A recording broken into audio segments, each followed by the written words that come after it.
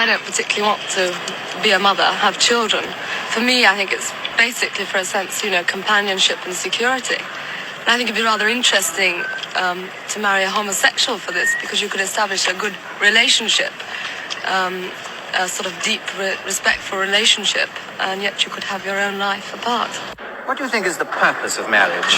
Well, you've got to increase the population, that's all there is to it. Security more than anything else. I mean, this is the sort of stock answer, but I'm sure it's true. And I think by the time you're about 24, you want to settle down with one person.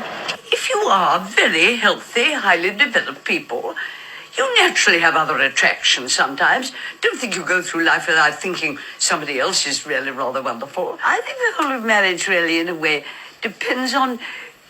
So many people in the comments saying that first young lady must be a lesbian. No, she struck me as being very sensible. Life was very different in 1964. Having children out of wedlock was just unthought of. It just, couldn't happen. Women, sensible, educated women, needed to be married for their own financial security. If, for example, your husband decided to beat you up, there wasn't a lot you could do about it, I'm afraid.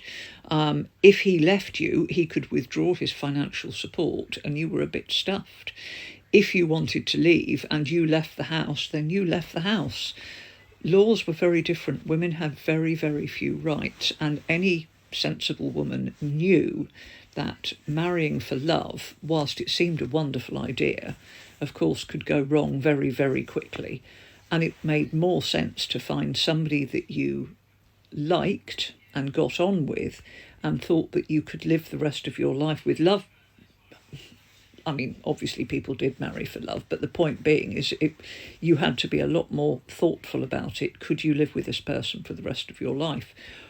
Were you prepared to, go through with mistakes? Were they likely to hit you? Were they likely to divorce you? Women were completely at the mercy of their husbands. And if they weren't at the mercy of their husbands, they were at the mercy of their fathers. They needed a man to survive. So yes, we should be very, very careful. It's why it gets so poisonous when people look at the past with rose-tinted glasses.